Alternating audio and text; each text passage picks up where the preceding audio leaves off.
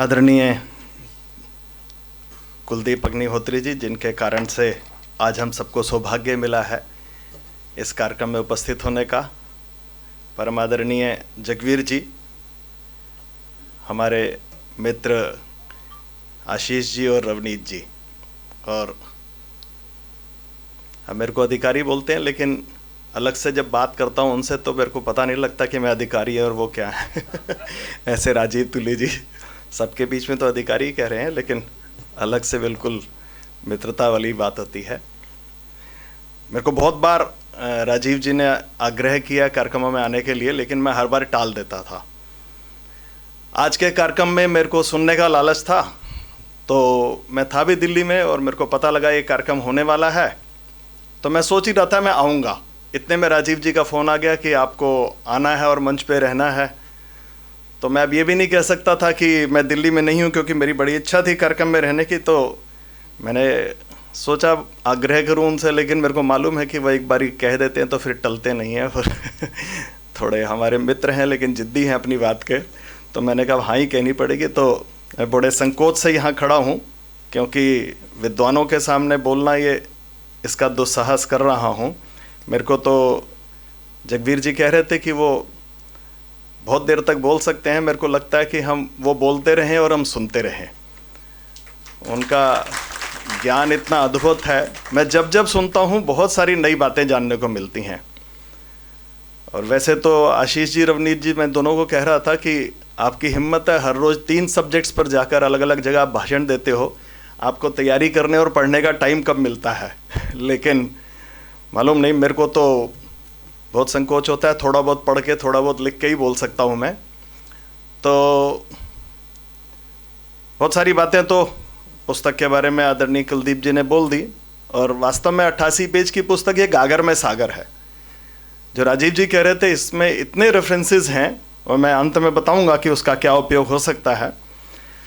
लेकिन शुरुआत मैं यहाँ से करना चाहूँगा जहाँ पर कुलदीप जी ने अपने उद्बोधन में कहा कि जो हमारे यहाँ पर भक्ति परंपरा ने जन्म लिया, उसका परिणाम क्या हुआ। तो एक मौलाना अल्ताफ़ हुसैन हाली हुए हैं, उन्होंने 1879 में एक शेर लिखा, वो मैं पढ़ूंगा। आप में से मेरे को लगता है अधिकांश ने सुना होगा। वो दीने हिजाजी का बेबाक बेड़ा, यानी इस्लाम जब उठा तो उसका बेड़ा वो ज़बरदस्त था।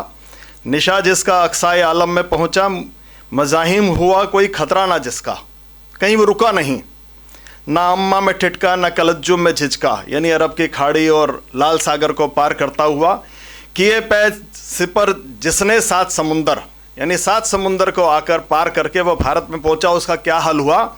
किए पै सिपर जिसने 7 समंदर, वो डूबा दहाने में गंगा के आकर, यानी यहाँ पर आकर वो ठिठक गया, वो डूब गया। ऐसा 1879 में ये हाल ही कह रहा है, क्योंकि उस समय तक 1857 हो चुका था। इस मुग़ल बादशाह ये बेदखल हो चुके थे, तो वो बहुत दुखी था और मुसलमानों को समझाना चाहता था कि आप लोग अपने अंदर सुधार लाइए। लेकिन ये हुआ कैसे? इस्लाम जब हिंदुस्तान के अंदर आया था तो बहुत क्रूरता से आया था, बल्कि पूरी दुनिया में फैला। 610 ईस्वी के अंदर मोहम्मद साहब ने इस्लाम, मतलब वो पैदा हुए और उसके बाद इस्लाम का जन्म हुआ, और वो पूरे दुनिया को अपने आगोश में ले गया। मेरे ख्याल से लगभग 800-900, यानी 9वीं 10वीं शताब्दी तक हिंदुस्तान में तो जब आके ठहरा है वो 1192 के बाद आके ठहरा है। उससे पहले 712 में मोहम्मद बिन कासिम का सिंध पर आक्रमण हुआ। ठीक है, सिंध ले गए वो, लेकिन फिर हमारे कश्मीर के राजाओं ने, ललितादित्य जी ने उसको रोक दिया, वो सिंध से आगे नहीं बढ़ पाए। लेकिन हाँ, 1025 वो बहुत दुखद घटना हुई। अब 2025 है, मेरे को लगता है कि हिंदू समाज के इतिहास में इससे दुखद घटना कोई नहीं हुई होगी, जब सोमनाथ मंदिर को और महमूद गजनवी ने आके तोड़ा, उस शिवलिंग को उसने सीढ़ियों पे डाल दिया और बहुत अपमानित हुए हम। आज भी हम सब का हृदय उस घटना को याद करके रोता है। लेकिन फिर उसके बाद में भी एक लंबा पीरियड था। 1192 में मोहम्मद गोरी आ गया, पृथ्वीराज चौहान हार गए, और उसके बाद में जो सारा सल्तनत काल कहते हैं, और उसके बाद में मुग़ल, तो एक लंबा पीरियड इस्लाम के क्रूर आक्रमण को भारतवर्ष ने झेला है। लेकिन फिर ये हाल ही ऐसा क्यों बोल रहा है कि इस्लाम डूब गया, इस्लाम हार गया, ऐसा कैसे हुआ? इसके पीछे कौन सी ताकत थी? जो आदरणीय कुलदीप अग्निहोत्री जी ने बोला है, वो ताकत ये संत परंपरा की थी। तो वो दक्षिण से शुरू हुआ है, आलवार और नायनार संत हैं वहाँ से लेकर, लेकिन उत्तर भारत में जो संत परंपरा आगे बढ़ी है वो रामानंद जी के बाद में बढ़ी है। रामानंद जी के शिष्य तुलसी और सूरदास, कबीर और मीराबाई और भी असंख्य लोगों ने उनसे प्रेरणा ली है। इसी बीच में पंजाब में ये 10 गुरु परंपरा प्रारंभ होती है और उसके प्रथम गुरु नानक देव जी महाराज हैं और ये 1469 से लेकर और 1708, ये 239 साल का जो पीरियड है 10 गुरु परंपरा का, ये वास्तव में त्याग, तपस्या और शौर्य का एक लंबा काल है। उन्होंने पूरे देश में ना केवल भक्ति जगाई है, भक्त संत तो भक्ति करता है, लेकिन जैसा आदरणीय जगबीर जी बता रहे थे, छठे गुरु हरगोविंद सिंह जी महाराज, उन्होंने मीरी और पीरी, अर्जुन देव जी के पुत्र थे वो, तो उन्होंने देखा कि इस क्रूरता से हम केवल भक्ति से पार नहीं पा सकते हैं। तो मीरी और पीरी, संत सैनिक, इस परंपरा को उन्होंने प्रारंभ किया है। तो ये एक शौर्य की गाथा उसके बाद में चली है। गुरु अर्जन देव जी का बलिदान तो था ही, लेकिन गुरु हरगोविंद सिंह जी ने फिर कहा इसका मुकाबला करना पड़ेगा। उसी परंपरा में आके छठे, 7वें और 8वें गुरु महाराज को थोड़ा टाइम कम मिल पाया। 8वें गुरु महाराज तो बहुत छोटी आयु के थे, 5 साल की आयु के थे। दुर्भाग्य से दिल्ली में औरंगजेब ने बुलाया जय सिंह जी के यहाँ बंगला साहब गुरुद्वारा जहाँ पे वहाँ के रुके और बाद में चेचक के कारण से वो जल्दी ज्योति ज्योत समा गए। लेकिन फिर गुरु तेग बहादुर जी का प्रकट्य होता है और वो जो शूरवीरता उन्होंने दिखाई है, वो जो उन्होंने अद्भुत अडिग खड़े रहना चट्टान के तरह, वो जो उन्होंने दिखाया अपना साहस, वो अद्भुत है। और इस सारे काल के अंदर हिंदू समाज का या भारतीय समाज का, रवनीत जी कह रहे थे कि बहुत सारी बातों पर आजकल हमारे सिख भाइयों को ऑब्जेक्शन है, तो मैं यहाँ पर संघ के कार्यकर्ता के होने के नाते ये बात कहना चाहता हूँ कि जो बातें बोली गई हैं वो ठीक हैं, लेकिन हम कहते हैं अगर सिख धर्म है तो हिंदू धर्म, सिख धर्म बोलने में हमको कोई आपत्ति नहीं है। बहुत विनम्रता के साथ में हाथ जोड़कर हम सब एक हैं, लेकिन शब्दों की झंझट में नहीं पड़ना है। वो कहते हैं कि बलिदान नहीं बोलो, हम शहादत बोल देंगे। किसी तरह हमारा कट, हमारा जो आपस में सांझी वालता, ये खत्म नहीं होनी चाहिए। तो खैर मैं दोबारा उस संत परंपरा, संत आंदोलन की तरफ चलता हूं। तो कैसे समाज का जो साहस है, समाज का आत्मविश्वास है, कैसे नहीं डिगने दिया। दिल्ली में राजा कोई भी होगा, तुलसी बोलते हैं, तुलसी बाबा ने बोला है हमारे तो राजा राम है, और वो बोलते हैं बोला राजा रामचंद्र की जय। यानी वो कहते राजा कोई भी है, हमारे राजा राम है। ऐसे ही 10 गुरु परंपरा के अंदर वो कहते बादशाह कोई भी होगा, लेकिन धन गुरु नानक ये सच्चे बादशाह हैं। आप देखिए समाज का मानस कैसे तैयार किया जा रहा है। वो राजा राम बोल रहे हैं, ये सच्चे बादशाह बोल रहे हैं। हम दिल्ली की सत्ता को नहीं मानते हैं, हमारे सच्चे बादशाह ये है। ये है समाज को तैयार करने का जो एक तरीका है, संतों की वाणी है। इसके कारण से बड़े बड़े साम्राज्य खड़े हो गए। वो विद्यारण्य जी महाराज ने हरिहर राय, बुक्का राय को प्रेरणा दी, वो वापस हिंदू बन गए। वो विजयनगर साम्राज्य कितना अद्भुत साम्राज्य खड़ा हो गया। शिवाजी महाराज संत गुरु रामदास से प्रेरणा लेकर खड़े हो गए। चैतन्य महाप्रभु ने कईयों को प्रेरणा दी। बंगाल का तो दृश्य ही बदल गया। स्वामी विवेकानंद हुए, रविंद्रनाथ टैगोर, बहुत सारी असंख्य और क्रांतिकारियों गढ़। ये जो पीछे ताकत है, ये संतों की ताकत है। ये जो 10 गुरु परंपरा है, ये कोई केवल संतों की वाणी नहीं है जो अब हमारे आदि ग्रंथ के अंदर और गुरु ग्रंथ साहब जी महाराज के अंदर लिख दी गई है। ये केवल भक्ति नहीं है, ये समाज को जगाने का एक सूत्र है जो संतों ने पिरोया है।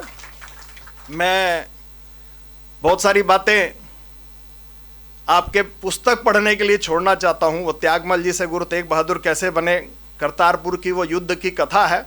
आप पढ़िए, आपका सीना चौड़ा हो जाएगा। वो 13.5 साल का बालक, आप कल्पना करिए 7वीं 8वीं में पढ़ने वाला बच्चा, वो कैसे तलवार का जौहर दिखाता है। लेकिन उसके पीछे भी गुरु हरगोविंद जी महाराज जी की प्रेरणा है, जो मीरी पीरी उन्होंने अपने बच्चे को भी सिखाई, अपने बच्चों को सिखाई सबको। फिर उनकी यात्राएं हैं, पूर्वोत्तर भारत का उन्होंने दौरा किया है। गुरुगद्दी प्राप्त करने वाली घटना का जिक्र अभी कर रहे थे हमारे कुलदीप जी, तो वो बड़ी एक रोमांचकारी घटना है। वो मक्खन शाह लुभाना वो बोलता है गुरु लादो रे गुरु लादो, आप पढ़िएगा, अद्भुत घटनाएं हैं। और फिर धीरमल किस तरह से गुरु महाराज की हत्या का षड्यंत्र करता है और सिंगा मसंद जाके गोली मारता है गुरु जी के मस्तक पर, लेकिन उसके बाद गुरु महाराज दोनों को माफ करते हैं। ये अद्भुत है। आप देखिए, ये जो गुरु तेग बहादुर जी महाराज का व्यक्तित्व है, ये मेरे को लगता है आपको पढ़ना जरूर चाहिए। और वो कई बार देखने में अनदेखा हो जाता है, लेकिन जब वो अमृतसर जाते हैं, हरमंदर साहब के वहाँ दरवाजे बंद कर दिए जाते हैं, मैं सारी डिटेल नहीं बताऊंगा, लेकिन उसमें से एक बात और आप मेरे को ध्यान में आती है कि महिलाओं के प्रति कैसा सम्मान है। वो बल्ला गांव जाते हैं, उसी के पास में दमदमा साहिब गुरुद्वारा है आजकल, तो वहाँ की महिलाएं बोलती हैं आप चलो हरमंदिर साहब हम लेके चलेंगे, देखते हैं कौन रोकता है। तो वो बोलते हैं माइयाँ रबदियाँ जाइयाँ, यानी जो माताएं हैं वो भगवान का ही स्वरूप है। ये महिलाओं के प्रति सम्मान उनके मन में कैसा है ये दिखाता है। फिर बाद में बिलासपुर के पास में जो माकोवाल नाम की जगह है, वहाँ पर उनको नया शहर बना, वो नहीं चाहते विवाद में उलझें अपने भाइयों के और बाकी जो परिवार के सदस्य, वो नया नगर बसाते हैं। और उस नगर का नाम कैसे रखते हैं वो पहले बोलते हैं माइयाँ रबदियाँ जाइयाँ, और इसका नाम अपनी माँ के नाम रखते हैं चक नानकी। महिलाओं के प्रति उनके मन में कैसा आदर भाव है, ये इन दो घटनाओं से मेरे को लगता है ये जो पक्ष है शायद हमने इन पर भी ध्यान देना चाहिए। यहाँ बहुत विद्वान लोग बैठे हैं, मैं इसलिए ये बोलते हुए झिझक रहा हूँ, लेकिन शायद ये पक्ष उनका सामने नहीं आता है। अब दो शिष्यों की तो बात आती है, वो गुरु तेग बहादुर जी का बलिदान और भाई जैता ये अपने तीनों जो बलिदान हुए हैं, मतीदास जी, सतीदास जी और भाई दयाला, और उसके बाद भाई जेता की कथा है, वो हमको मालूम है, आप पढ़िएगा। वाल्मीकि समाज की जो चर्चा कर रहे थे, मैंने पुस्तक पढ़ी और एक बार ये हाथ में उठाने के बाद मैं छोड़ नहीं पाया उस पुस्तक को। हालांकि एक लाइन पढ़ने के बाद लगता है ये तो पूरा ग्रंथ है, एक लाइन में ही पूरा ग्रंथ है, लेकिन उसमें एक चरित्र ऐसा है जिसकी चर्चा शायद कम होती है, उसके बारे में आप पढ़िएगा। वो दिल्ली के कुशाली गांव, अब जिसका नाम बड़ खालसा है, वहां पर कुशाली गांव, तो वहां पर खुशहाल धैया जाट है। आप देखिए क्या अद्भुत प्रसंग है वो। और आदरणीय कुलदीप जी ने जिस रोचक तरीके से इस पुस्तक को लिखा है, आप छोड़ नहीं पाएंगे। वो बाप और बेटे में झगड़ा होता है। झगड़ा किस बात का है कि गुरु महाराज का शीश आ गया है, पीछे से मुगल आ रहे हैं, मैं अपना सिर कटा के वहां रखूंगा, और बेटा कह रहा है मैं सिर कटा के बीच में रखूंगा। ये झगड़ा है, बलिदान देने का झगड़ा है। तो ये खुशहाल दैया की कहानी आप पढ़िएगा। बस मैं थोड़ा सा 1-2-4 मिनट में, और क्योंकि आप सब लोग अधिकांश दिल्ली वाले हैं, तो 2-4 बातें। और ये जो गुरु तेग बहादुर जी का बलिदान है, 4 गुरुपुत्रों के बलिदान की और माता गुजरी के बलिदान की बहुत चर्चा होती है। वो सरहिंद का नवाब वजीर खान, उसके बारे में हमने खूब सुना है, लेकिन ये बलिदान आगे क्या खड़ा करता है। मैं बाबा बंदी सिंह बहादुर ने जो सरहिंद के नवाब को मारा है, आप उसको पढ़िएगा जरा, कैसे उनका बाद में उन्होंने शहादत दी है, एक एक बोटी बोटी नोची गई है बाबा बंदा सिंह बहादुर जी की। या फिर बाद में महाराजा रणजीत सिंह जी ने जो साम्राज्य खड़ा किया है 1799 के अंदर। मैं उसके अलावा आपको एक घटना और बताता हूँ जो दिल्ली वालों को जाननी चाहिए। वो शाह आलम ने 1783 में बाबा बघेल सिंह, जस्सा सिंह रामगढ़िया जी और जस्सा सिंह आलूवालिया जी, वो संदेशा तो उन्होंने सिखों को भेजा था, लेकिन ये तीनों मिसलें अलग अलग गुरु गोविंद सिंह जी महाराज की 3 मिसलें आती हैं। 20,000 बाबा बघेल सिंह जी के साथ हैं, 5,000 जस्सा सिंह रामगढ़िया जी के साथ में, और 5,000 सैनिक जस्सा सिंह आलूवालिया जी के साथ में। 30,000 लोग आ जाते दिल्ली आ जाते हैं। इस बीच में शाह आलम का समझौता हो जाता है, वो नजीबुद्दौला के बेटे, मैं बहुत फास्ट फॉरवर्ड में जा रहा हूँ क्योंकि राजीव जी ने बताया कि टाइम पहले ही कम है, लेकिन ये 30,000 की जब सेना आ जाती है तो शाह आलम मुगल बादशाह ये दिल्ली के दरवाजे बंद कर देता है।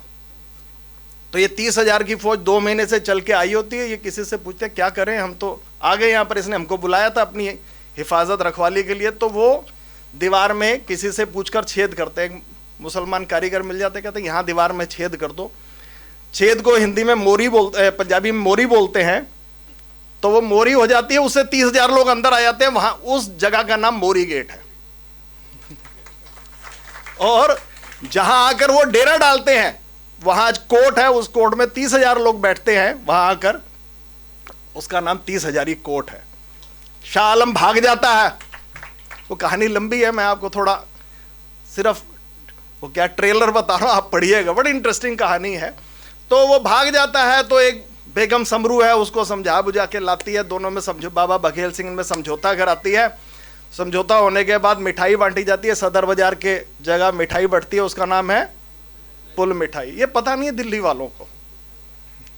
मैंने बहुत सारे अपने गुरसिख भाई हैं, दोस्त हैं, उनको बताइए, कहते हैं हमको ही नहीं पता। मैंने कहा पढ़ो।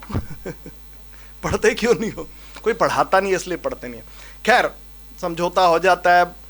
समझौता क्या होता है, ये शाह आलम टैक्स भी देगा और शाह आलम 8 गुरुद्वारों की जगह भी देगा और 3 लाख रुपए भी देगा। 8 गुरुद्वारे जो दिल्ली के हैं वो मुगलों ने अपने पैसे से बनवाए हैं, अपनी जगह देके बनवाए हैं।